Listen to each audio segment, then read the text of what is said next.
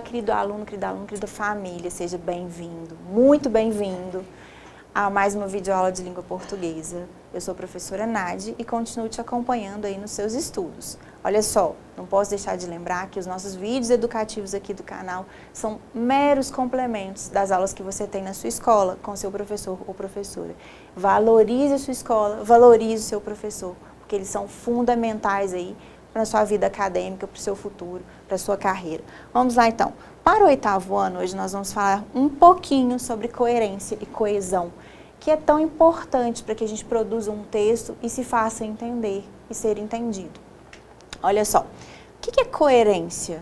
E aí eu te pergunto, o que é ser coerente? Tenho certeza que você já disse que alguém não estava sendo coerente, que alguma coisa estava incoerente. E aí você questionou, não é mesmo? Então vamos analisar alguns exemplos. Olha só, vê se você consegue identificar a incoerência dessa tirinha. Eu odeio filmes em que os leões comem os homens. Como um animal pode matar uma vítima inocente? Explique isso à galinha que você comeu no jantar. Olha só, onde está a incoerência aqui?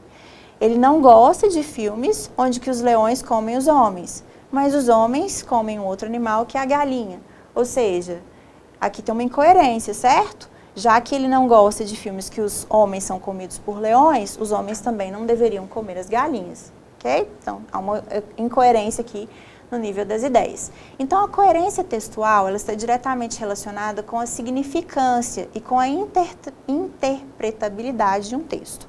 A mensagem de um texto é coerente quando ela faz sentido e é comunicada de forma harmoniosa, de forma que haja uma relação lógica entre as ideias apresentadas, onde umas complementem as outras. Olha só, mais um exemplo aqui. Quero ver se você identifica aqui aonde falta coerência.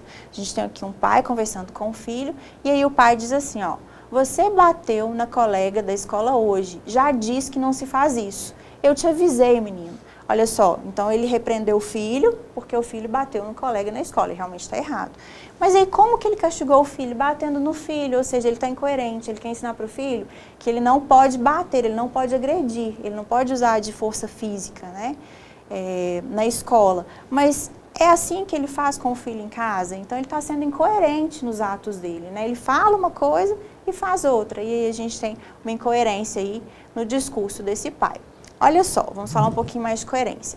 A coerência, então, ela é uma relação lógica das ideias de um texto que decorre da sua argumentação.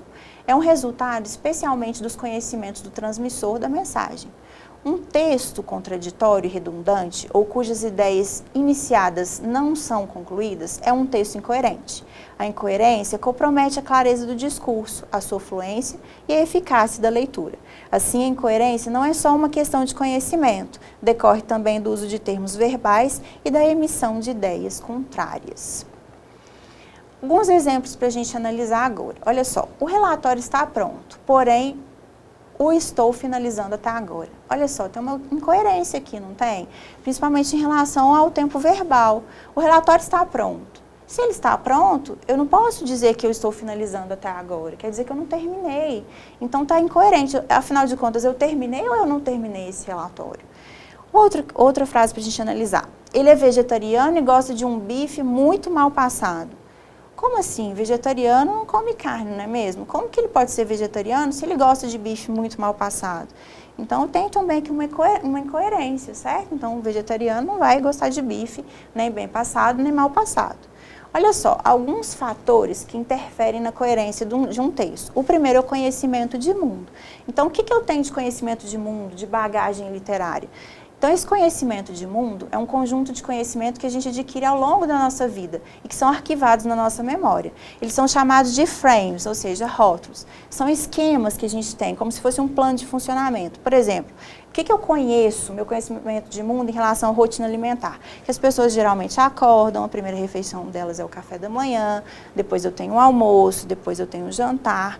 E ele se refere também em relação a planos, né? Então eu vou planejar algo com objetivo, jogar um jogo, por exemplo. E também scripts, quando eu tenho roteiros, que eu vou falar de normas, de etiquetas. Então são conhecimentos que a gente tem a nível social, de convivência, que eu sei que não é agradável, que eu não devo fazer, que é considerado falta de educação. Tudo isso reflete aqui no meu conhecimento de mundo. E isso reflete também na questão da coerência do meu texto. Bom, vamos lá, continuando. Olha só, um exemplo aqui de conhecimento de mundo também, de hábito, de costume. Ó, peru, panetone, frutas e nozes, tudo apostos para o carnaval. Carnaval? Bom, tem uma incoerência aqui, né? No carnaval a gente tem o costume de comer peru, panetone, frutas e nozes. Bom, não é no carnaval, é no Natal, certo?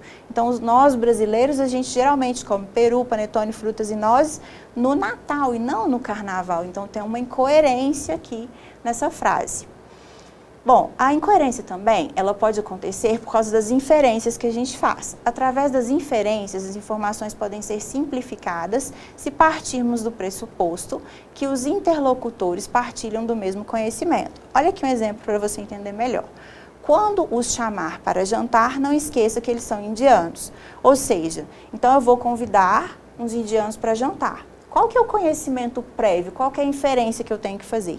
Que eles não comem carne de vaca. Por quê? A vaca é considerada um animal sagrado para eles. Então, eu tenho que fazer uma inferência. Eu posso convidá-los para o jantar, mas não é de bom tom, eu não devo servir carne de vaca, certo? Porque vai ser ofensivo, segundo a cultura deles.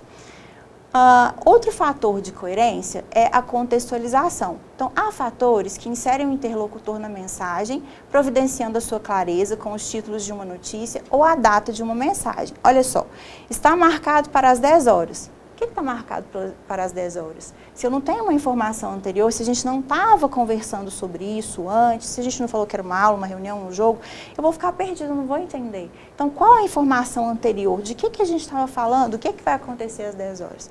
Então, depende do contexto aqui para que eu consiga entender essa informação e ela seja coerente ou não. Também outro fator de coerência é a informatividade. Quanto maior informação não previsível um texto tiver, mais rico e interessante ele será. Assim, dizer o que é óbvio ou insistir numa informação e não desenvolvê-la, com certeza desvaloriza o texto. É o famoso encher linguiça, né? Que quando você tem que ocupar as linhas mínimas lá que o seu professor pediu na sua redação, você começa lá a repetir a mesma coisa, não é mesmo? Mas isso não é bacana. Olha um exemplo aqui. O Brasil foi colonizado por Portugal. Dependendo de onde você vai colocar na sua prova de história, por exemplo, isso aqui está óbvio, né? No nível que você está estudando ali, todos nós sabemos que o Brasil foi colonizado por Portugal. Então, essa informação aqui, ela é maçante, ela é repetitiva, ela não cabe, ela desvaloriza o seu texto porque é uma informação muito óbvia. Alguns princípios básicos para que seu texto seja coerente, seja agradável, seja fluido. Princípio da não contradição. Então, não utilize ideias contrárias, né? Então, num parágrafo você diz uma coisa, no parágrafo seguinte você entra em contradição e diz outra. Lembre-se lá da coerência de ideias. Princípio da não tautologia. Então, não fique repetindo a mesma coisa com outras palavras, né? Isso causa uma redundância e o texto não fica agradável. E o princípio da relevância. Ideias que se relacionam e que são importantes, que realmente eu devo falar aquilo, que traz informação nova, que é interessante, que é pertinente. Então, esses princípios são básicos, ó, não contradição, não tautologia e princípio da relevância. Vamos lá, preparei aqui um joguinho para a gente falar um pouquinho mais de coerência, vamos lá? Bom, vamos analisar algumas frases aqui pensando nessa questão da coerência. Olha só. Os pais de Renata estão orgulhosos por suas boas notas. Ok, geralmente os pais ficam orgulhosos se os filhos conseguem boas notas, faz sentido. B, Tamires gosta de fazer anotações para lembrar das aulas. Ok, é bom que os alunos façam anotações, ajuda a lembrar das aulas. As crianças estão morrendo de fome devido à riqueza do país. Bom, se um país é rico, ele não deveria ter crianças que morrem de fome, certo? A comida aí é um item essencial de sobrevivência, básico. Qual frase que não está coerente? Ele não toma nenhum tipo de leite, pois é intolerante à lactose. Certo, faz sentido. As pessoas que são intolerantes à lactose, elas não devem, né, beber leite ou nenhum derivado, porque elas não se sentem bem. Ok. Flávia estava com dor de dente, por isso foi ao ortopedista resolver o problema. Bom, geralmente quando a gente tem dor de dente, a gente vai ao dentista. O ortopedista é um médico especialista numa área, então não faz muito sentido. Acho que o médico não vai conseguir ajudar muito. Vamos ver a letra C. Roberto gosta de ir à praia para ficar bronzeado. Ok, faz sentido. Já que ele gosta de ficar bronzeado, faz sentido que ele goste de ir à praia. Ok, realmente a letra B não está muito legal e as ideias não estão batendo. Qual frase pode ser considerada incoerente? Letra A. Respeitar os outros é importante para garantir uma boa convivência. Ok, a gente pode fazer essa inferência, né? O respeito é um fator fundamental para que a gente tenha uma boa convivência, uma convivência harmoniosa, né? A gente sabe disso, ok. Nós corremos para o ponto de ônibus, entretanto, não chegamos a tempo. Então, apesar de ter corrido, né, de ter acelerado, não chegamos a tempo de pegar o ônibus. Ok.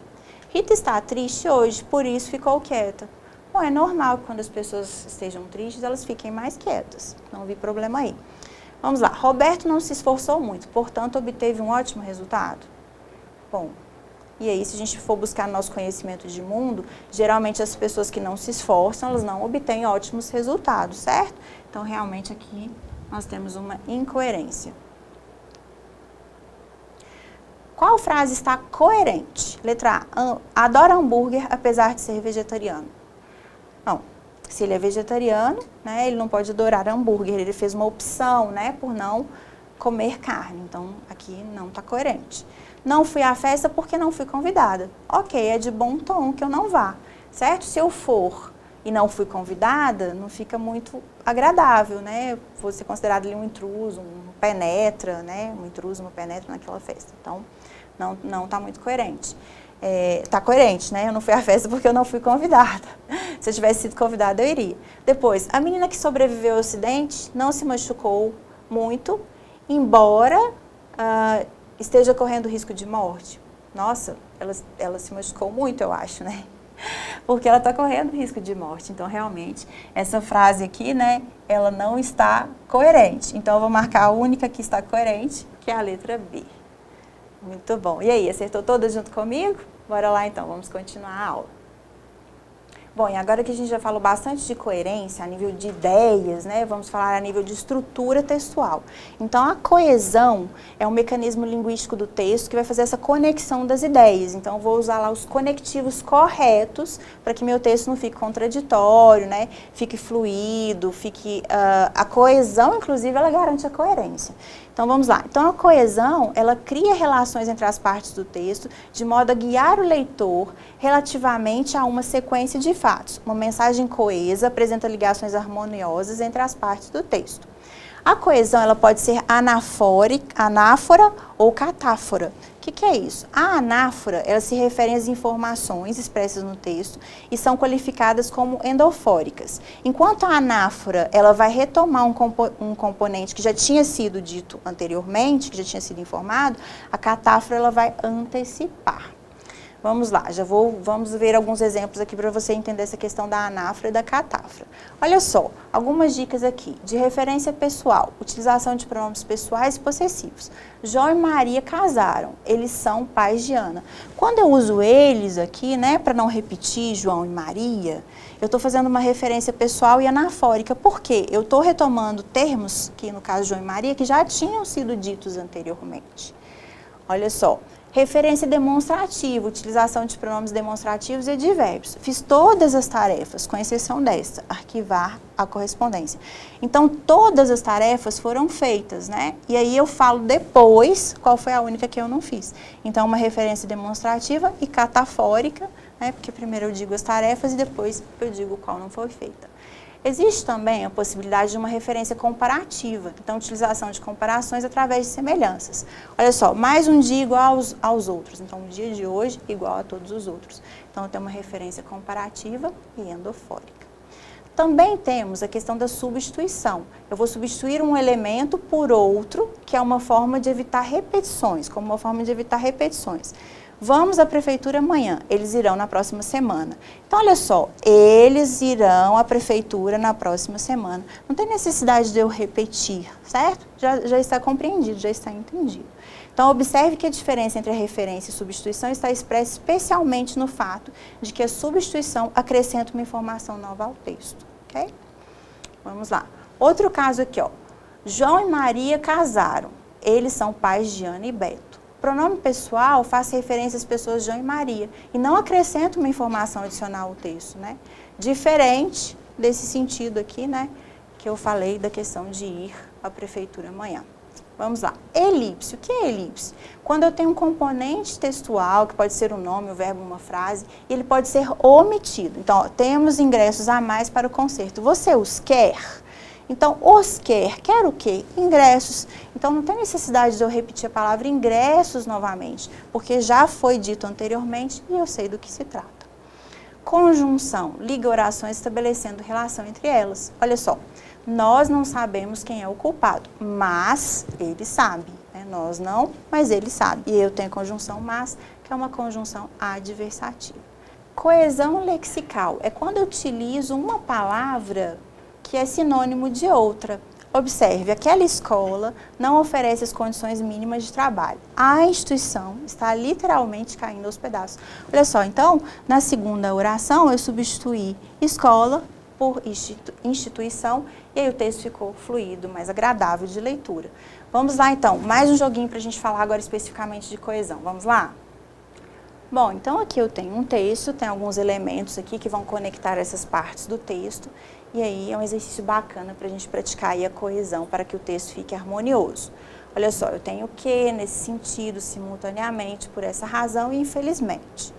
O cinema se tornou uma tecnologia com grande potencial expressivo e é considerado uma forma de arte. E por essa razão é considerado uma forma de arte.